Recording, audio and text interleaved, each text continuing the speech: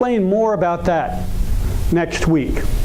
But the group that was responsible for that was Christie's Minstrels. And that's Edwin Christie there at the top. And you see they picture him in whiteface, so you can see this is a gentleman, a white gentleman. And then we have him down here in blackface so that we can see that he is in fact a white man who performs blackface, not a black man, which would be very important in maintaining his dignity. We see his Christie Minstrels, and we see the typical 4 instruments here with a couple additions which speak to the kind of broadening of this tradition. What Christie introduced to this was not only more chaste songs, so kept the kind of raucous, propulsive music, but instead of singing about wanting to go to town drunk and beat people up, and old Dan Tucker sings about having a razor, which implies he's going to slit somebody's throat or something, and old Dan Tucker sounds like a rough guy. Christie's Minstrels sang songs that middle-class people who didn't want to hear about knife fights might enjoy. He played various instruments as well as being an interlocutor. So he was sort of an MC who would tell jokes. He would dance sometime. So that what Christie Minstrels did was it went from being a kind of rustic, raucous send-up of white fantasies about African American life to a variety show. So that they might start off by performing a song like Old Dan Tucker, and then the next thing they would do is have a comedic skit. Then the violinist might actually perform some European, what we would call classical music. Might perform a violin solo. So you throw in a little bit of high culture. And then back to another raucous minstrel tune, then some dancing. The point being that this became very flexible.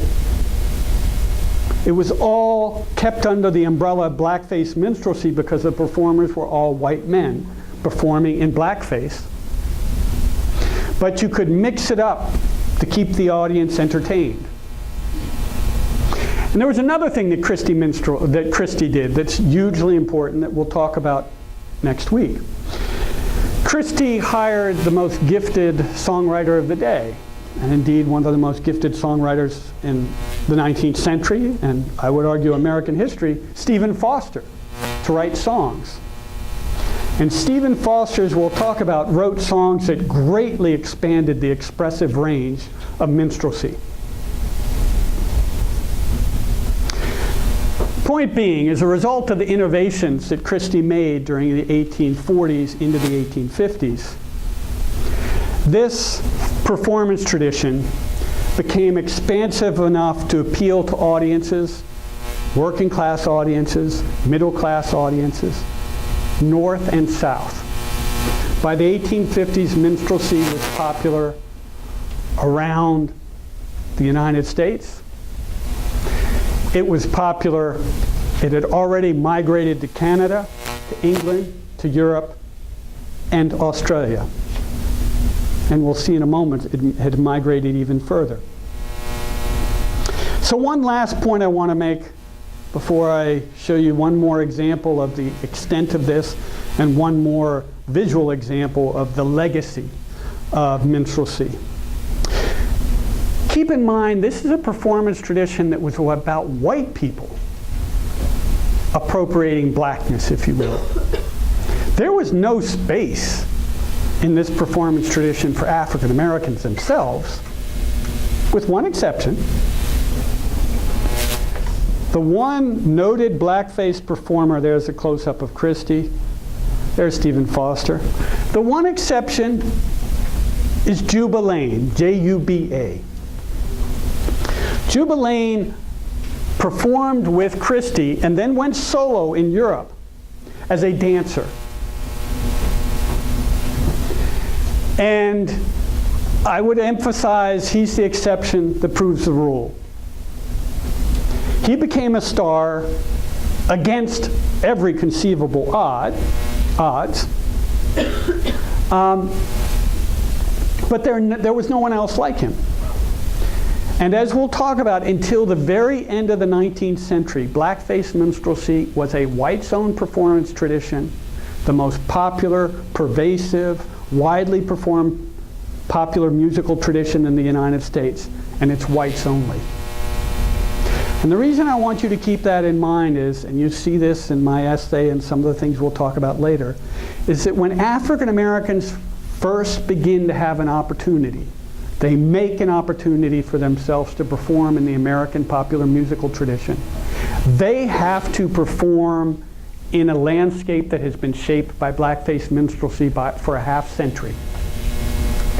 So to speak, the stage is set, the lines are set, the characters are set long before African Americans themselves have a presence on the stage. All right, I know I have to wrap up. I want you to save questions and we'll take them Monday. Here's an image. This is an image drawn by a Japanese artist who was on the ship when Commodore Perry sailed into the harbor in Japan to open up Japan in 1858. And so this Japanese observer is having his first contact with Americans, for many of the Japanese, first contact with a Westerner. And the sailors on the ship perform blackface minstrelsy for the Japanese. And this is his artistic rendering of what he watched. So think of it that way. The first American culture to be exported into Japan, other than commerce itself, was blackface minstrelsy.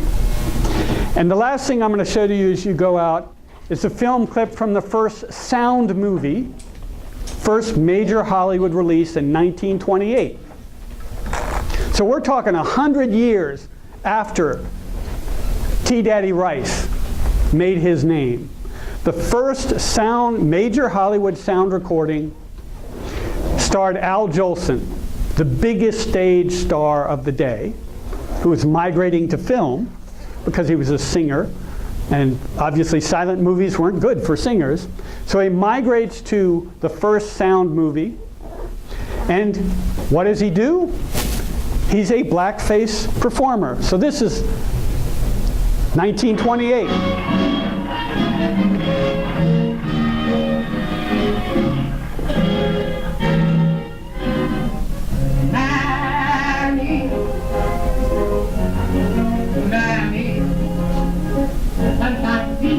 The sunshine went, I know where the sunshine set.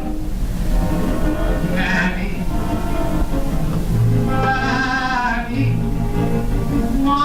So, if you think, again, I've been stretching, like suggesting Ludacris was sampling from old Dan Tucker, which I still believe he was. If you think I'm stretching, I encourage you to, on Netflix or YouTube somewhere, look at Spike Lee's movie Bamboozled, to see Spike Lee's take on how persistent blackface minstrelsy has been in American popular culture. So I will let that run. Please save your questions for Monday, and thank you all for coming on this Friday.